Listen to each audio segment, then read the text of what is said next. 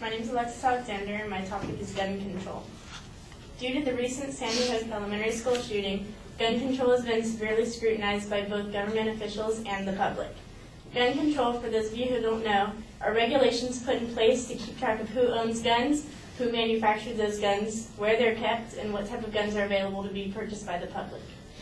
Despite the belief that the sole reason for violent crimes being committed is accessibility to firearms, actually most of these crimes committed don't involve weapons at all. And current gun regulations are effective at keeping society safe. To show the efficiency of these regulations, we'll look at the statistics of crimes involving firearms, how firearm ownership affects crime rates, and how stricter regulations could lead to problems for society. First of all, violent crimes occur every day, that's no surprise.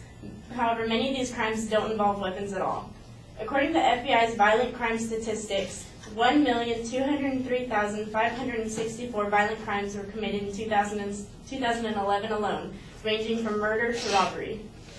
Out of the estimated 270 million privately owned guns in the United States, only 274,250 firearms were used in any crimes in 2011. If you do the math, that's 0.01% of all firearms.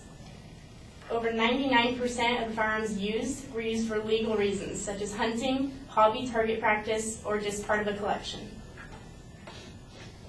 My second secondary claim is that gun ownership fails to increase the likelihood of violent crimes being committed.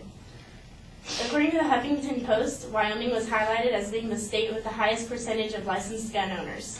With a population estimated to be 567,356 people, 62.8% of those people were licensed to own firearms. U.S. gun crime statistics shows that despite the high percentage of gun owners, only 143 murders, robberies, and assaults were reported as being committed with a firearm.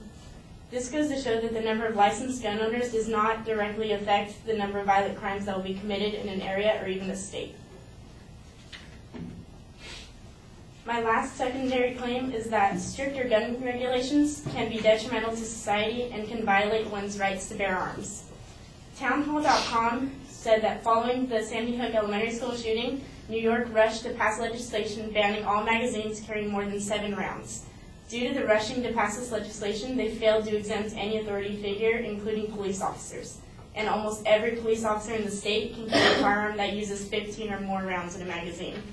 Because of this, if the legislation were to pass in March, every gun the police officers use would technically be illegal.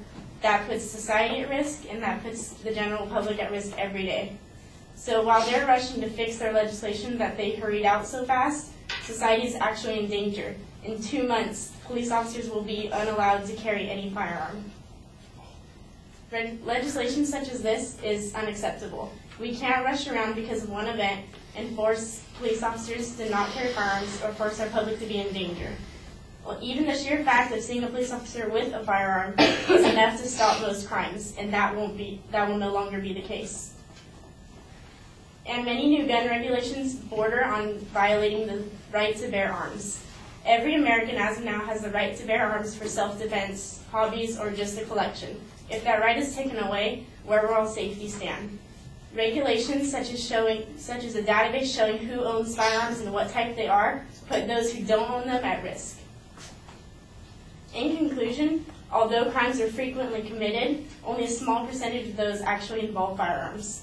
And most that do, the firearms involved are not the guns licensed to people who own them. The suspects get them from friends, family member, or illegal sources. So current regulations do help keep track of guns, and they are effective at keeping society safe. When looking at statistics, it doesn't matter how many crimes are committed. It's the number of crimes committed, the number of guns actually owned, and the population of that area.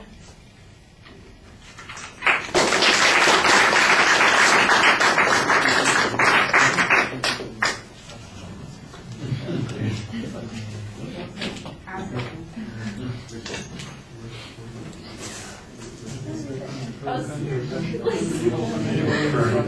not what I do.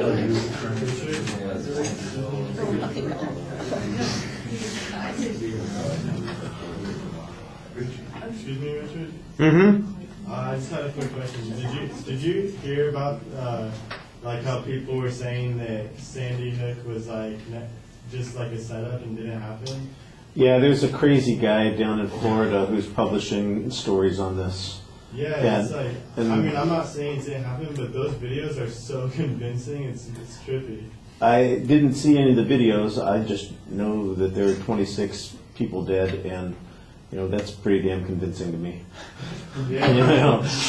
I've seen people walking on the moon and space aliens too on video, and that doesn't convince me that they are out there. So I got to be a little bit skeptical of that stuff. And like I said, there's always a world full of crazies. So I'm not sure I want to indulge them, but it does sound interesting. Yeah, because there's like Facebook pages like made before it even happened. It was like. Yeah, I don't know, it's weird. And then one of the girls that was supposedly dead, her and her family have a picture of, with Obama after she was supposedly dead. Yeah, I'm not buying any of this, so don't worry about it. We can talk about it another time, though. I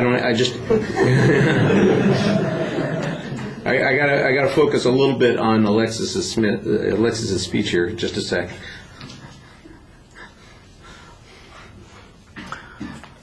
Okay, I can hear what sounds like a proposition at the beginning of the speech, but it really sounds like you've got two claims there. One of them is a value claim based on the issue of the Second Amendment, and the other one I think needs to be a little bit more explicit, and it needs to be your main proposition.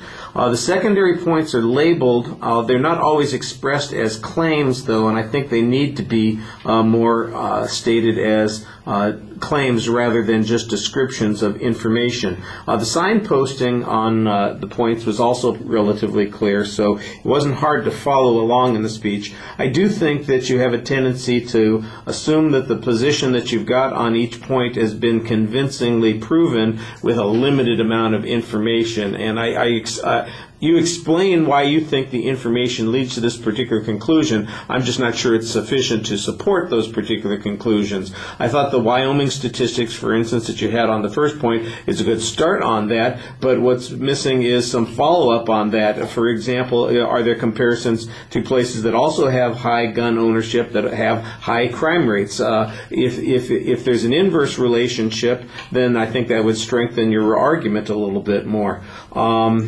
The statistics on the number of guns that are used for illegal purposes versus the total number of guns, that's pretty straightforward data. And so I don't know that there's any argument about the availability of guns. I think the question that you open up early on is whether or not it's the guns themselves or access to those guns by people who are potentially dangerous that is the problem. And I think that needed to be explored a little bit more, whether you're talking about criminals who are ignoring the laws or people who are crazy and the laws are supposed to be working to control them from having access to it. If you say existing gun control laws are effective, then I think that you need to make that argument a little bit more. You kind of imply it on the last point, but you don't really offer any proof for that during the speech, and I think that was needed also.